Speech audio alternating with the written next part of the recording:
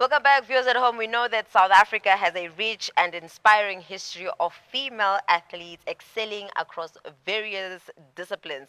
I mean, we're looking at swimming, we're looking at netball, we're looking at football. But it goes without saying that when we think of this women, we think of your likes of Casta Semenya and going to current times, Miranda Gutsia. And additionally, South African females compete across many disciplines. And it goes without saying that they are a beacon of inspiration and showcasing their dedication. But one thing we tend to overlook is some of the challenges that they sort of, face on the daily, if not, all the time in that sense.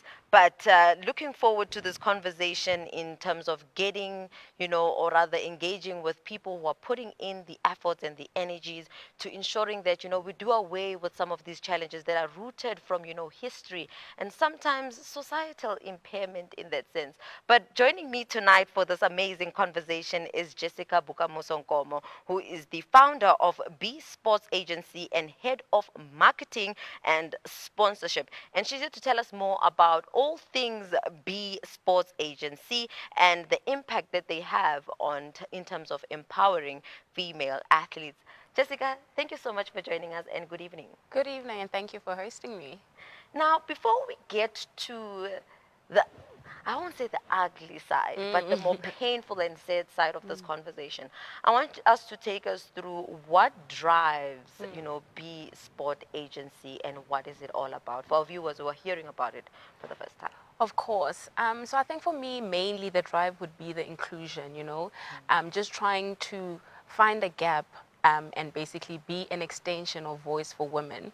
We know that women in sports, particularly, haven't really been in the forefront or haven't really been given enough recognition, and their brand visibility really hasn't been in the spaces or in the relevant spaces, and no one is actually doing much about that. So I identified a gap where I felt like a lot of these athletes are probably not extended to the best of their ability in terms of their brand visibility, and that is due to the lack of information and workshops that haven't really been placed there for them. So I said, what can I do? What role can I play to make sure that we close these gaps, athletes or women in sports start identifying themselves as brands, so we can also get at the levels of seeing our girls on billboards when you're driving on the N1, just having that educational element of how to read a contract, how to actually break down a clause in a contract to make sure that it's not binding. So it's a whole lot of things, but for me it was really just bringing a voice to women and making them establish themselves in the best and the biggest potential. And I love the word inclusive because when we look at it, sometimes we tend to look at the idea of race and gender and not really include those who are differently able. Yes. And I want to find out from you, what mechanisms do you have in place that help you identify and recruit individuals and still best serve their needs in that sense? Absolutely. So we are not just an agency that looks after football athletes. So we basically saying we want to look at all the different sporting codes, because the language here and the target is sports. We've got wheelchair basketball athletes that we represent, wheelchair tennis athletes that we represent. It's not a matter of gender. It's not a matter of race. But we're just saying the minority that a lot of people haven't really looked at, and also maybe people haven't really had the actually uncomfortable conversations of exactly how hard it is for these women to speak up and all of that. So I think our mechanism that we use is basically to say those that are in need, those that feel like they do not have a voice, those that don't have access to information, tools, and resources that might be available for anybody else. That's who we want to target. I'm coming now to the sad part of all things, which is what would you say are the biggest challenges that South African female athletes find themselves, in, and how exactly is B Sports, helping address it? Because we know that we look at all things female sports and we look at how underfunded they are, or the limited access to those resources and sometimes the energy around supporting them. So I want to find out from you, in terms of what is the biggest challenge that a lot Yeah. of these South African athletes find, and what was that biggest challenge that helped you say, you know what, I am birthing Bsports? Yes. Well, I think to answer that question as best as I can, we will not finish. We'll be here the whole day, Yeah. night, and all of that. But I think the biggest one will be professionalizing the leagues. Because we now sit with talent that plays in an amateur league, then that means there's no revenue there. Most of these girls or most of these ladies actually have full-time jobs. They have to go and work at a Mr. Price, a McDonald's, a Woolworths, wherever they work, 9 to 5. And then after that, they go to training and they need to play a game, a midweek game and a Saturday game. They're exhausted and, it's a lot. And they have to do that because the sport for them is not professional. But we need to get into a space where it's professionalized. This is something that you can do as a profession, where you wake up in the morning, you go maybe for a run, it's just to, elevate your endurance. And then you go to gym, you go to training, you come home, just like our male counterparts are doing, because you know that there is financial stability and security at the end of the month.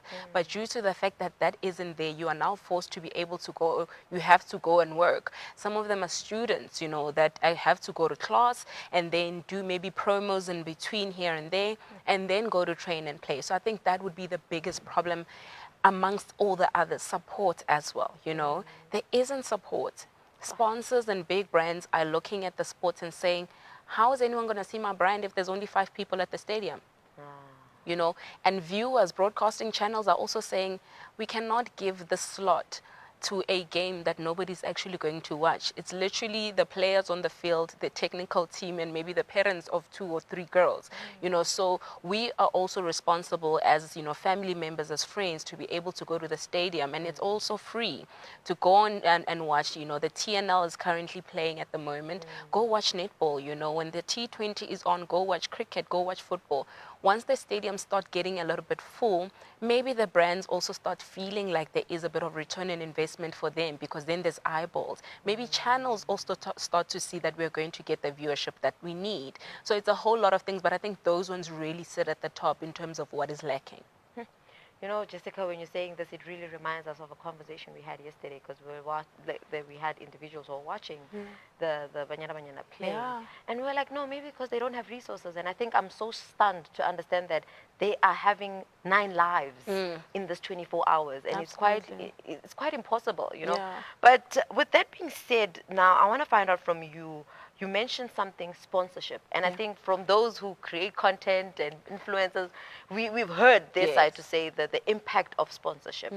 But in the space of athletics in that sense, or just sports in that sense, what is the role of sponsorship in not only whatever resources they can get for the individuals, Yeah. but in terms of profile opportunities, as you mentioned? Yeah. What is their role?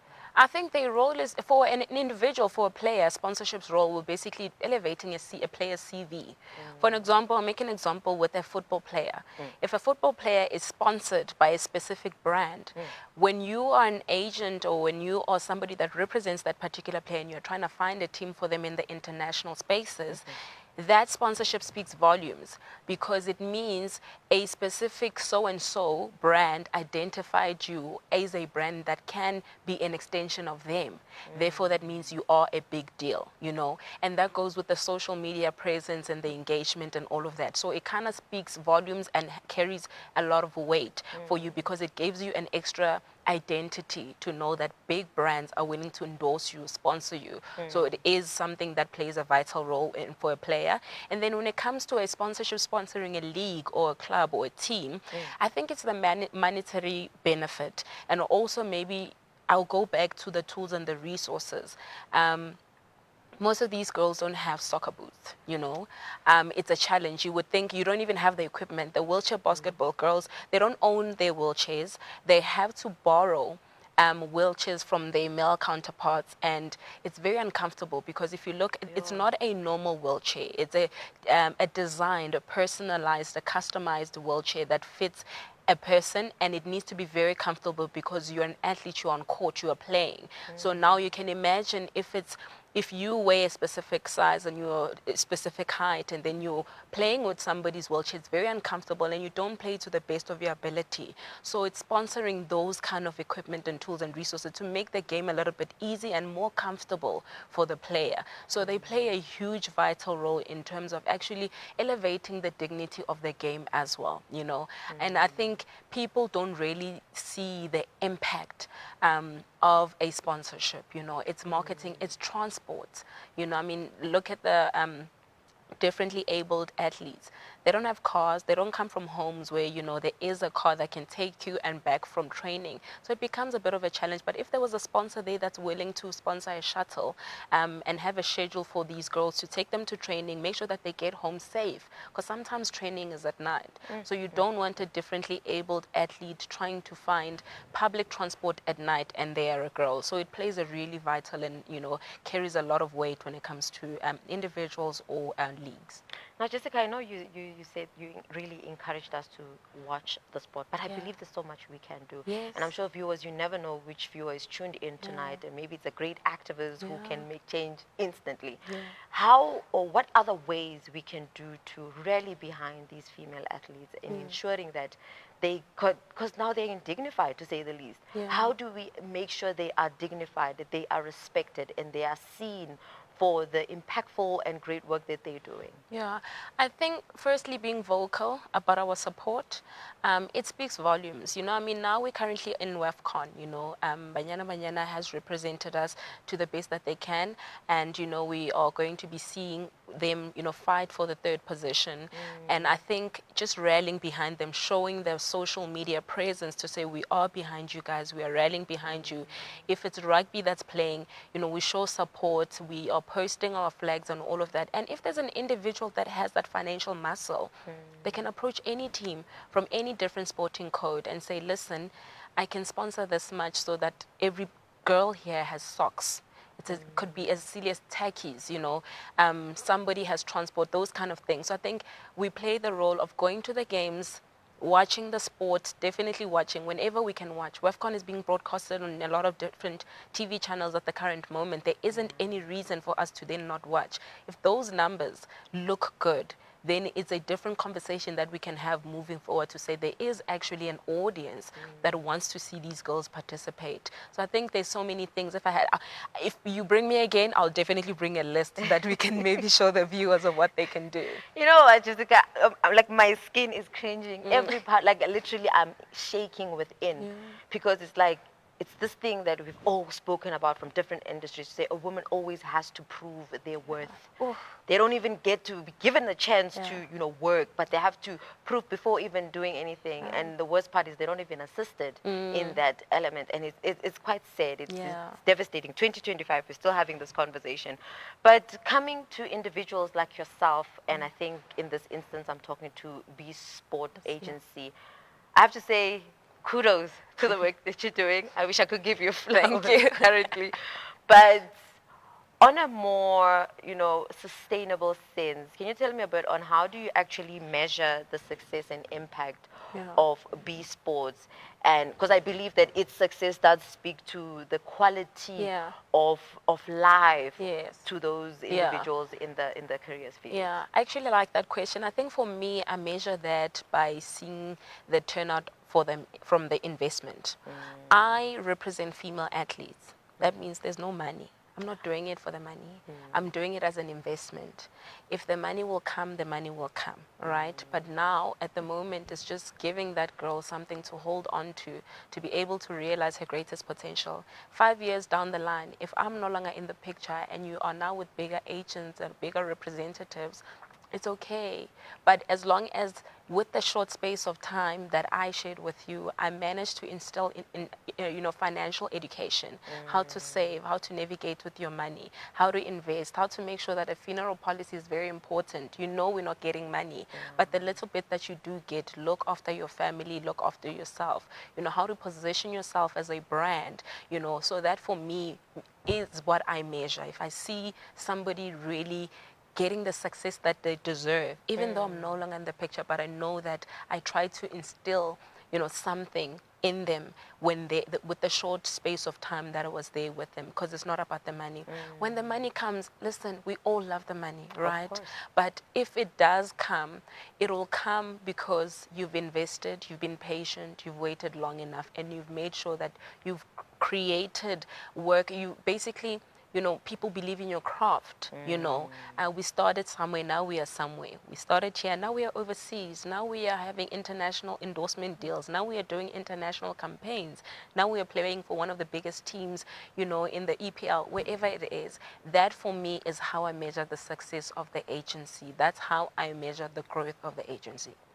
This is quite an emotional journey. Like, it's quite an emotional It journey. is. I think the level of separation anxiety that you Yeah. probably have each time you see them win, each time you Yes. see them thrive, Yeah. because it pushes you back to look back at the humble beginnings. Yes. And just to take us out of this chilling Yeah. mood, Yeah. can you tell us a bit on a success story Mm. that, somebody came in with whatever adversity they Yeah. had on hand, Yeah. and things changed for the better?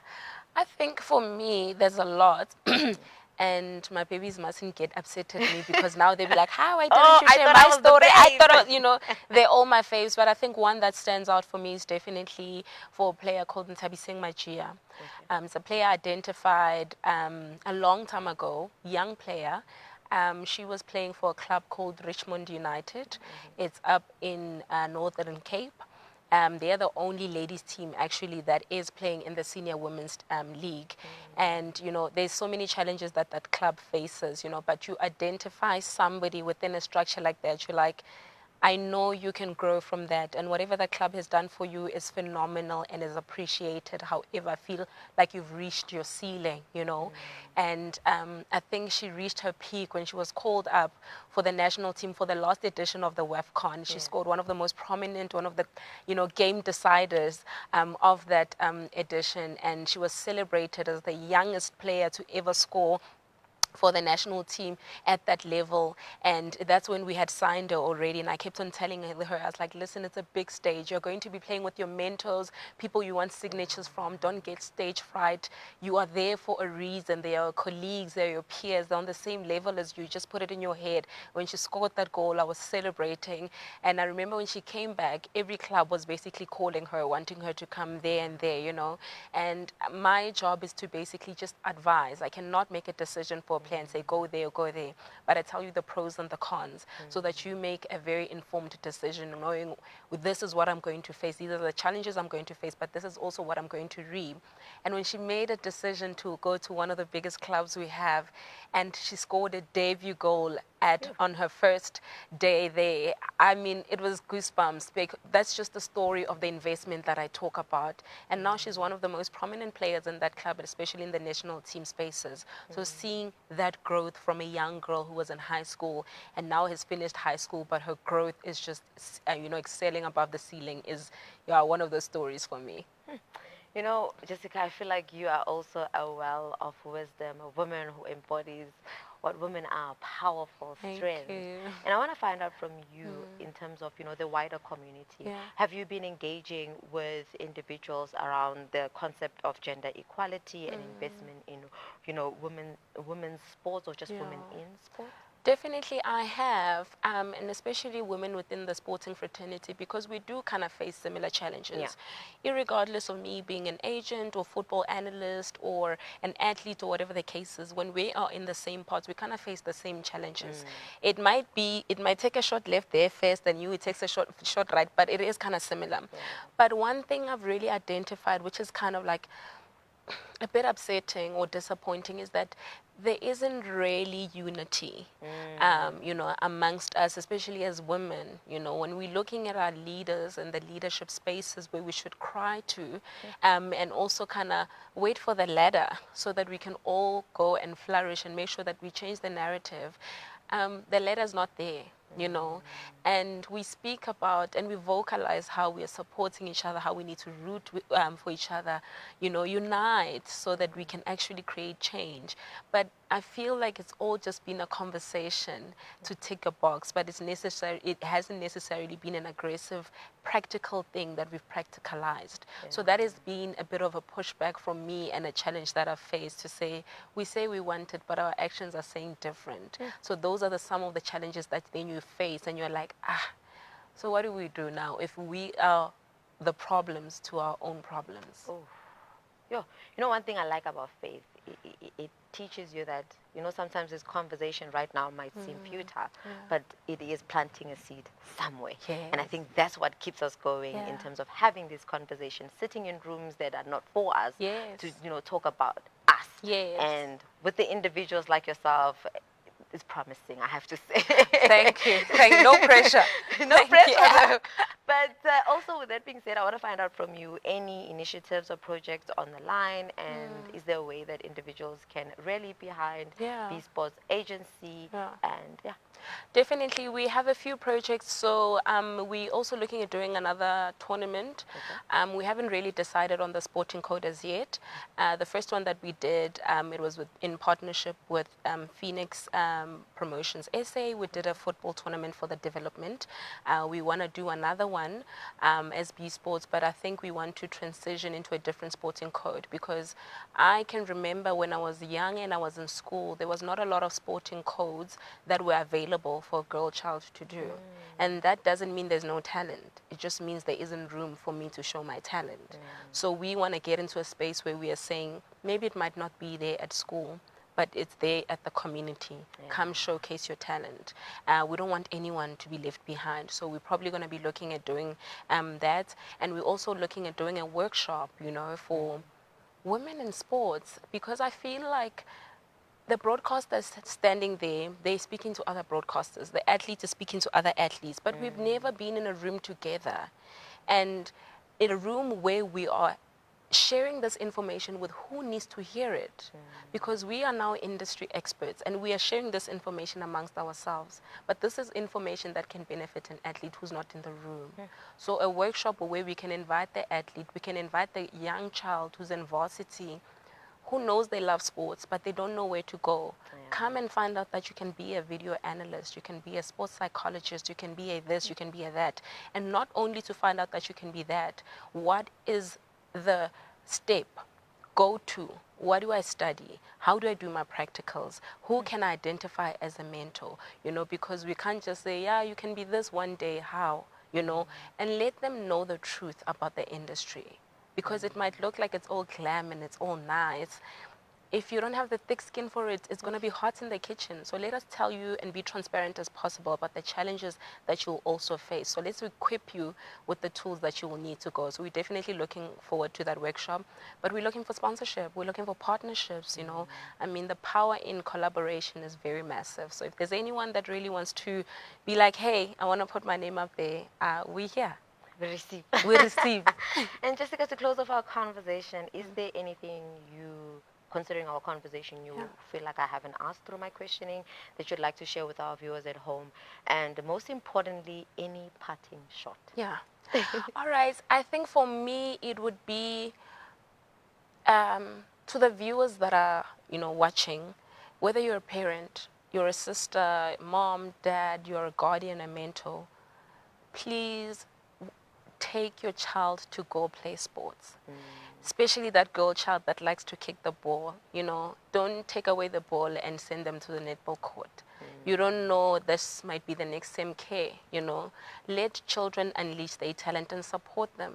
I have a lot of kids who call me mom, not mom because I look after a lot of, you know, players, but mom because mom at home doesn't understand my dream and my talent. You know, so I work very hard to obviously win the hearts of the parents, because that's where you start, right? But I just want parents to really, you know, vouch for their kids, you know. From where I come from, we didn't have facilities where I can go. Maybe I would have been a good cricketer, you know, but I don't know, because it was never available for me to play and discover my talents. I could have been a good ballet dancer. I don't know, you know. But if you have a child that really wants that dream, support it, go watch their games. You know, just as much as we have brides at home, can we take those brides to the, game? Let's gather there. Let's start there. Let it be the pre-match, and then after we can go have brides. Let's rally behind the girls. That's basically my parting shot, and to say, please support girl child and women in sports, right? Not just athletes. Yeah. Women in sports, broadcasting, administrators, match officials, journalists, you name it. We really need to rally behind those women because they are the voice of, the future of sports. Now I see where the Bukamuso Kamuso in your comes from. You name. see, I did that on purpose. Like literally now I'm seeing Yeah. the Bukamuso Yes. in you. Which is why they say it's important what you Thank name your you. child. And I'm loving this for you. I Thank you mean, it's very so much. spectacular. But Jessica, thank you so much for joining us and really not allowing us to have a talk show on the ills of society Yeah. upon women, but also Yeah. showing us that let's talk about the ills, but let's also Yes. be there giving Positive, solutions or driving those 100%. solutions. But once again, thank you so much for joining us. Thank you very much for having me. Viewers at home, that is the founder or the visionary behind Bsport Agency, Jessica Bukamuso Nkomo, telling us on what is and what we should do in terms of investing into the future of female athletes. It starts now by tuning in for all things women sport. But for now, let's head over to a young ad break. We'll see you just after this.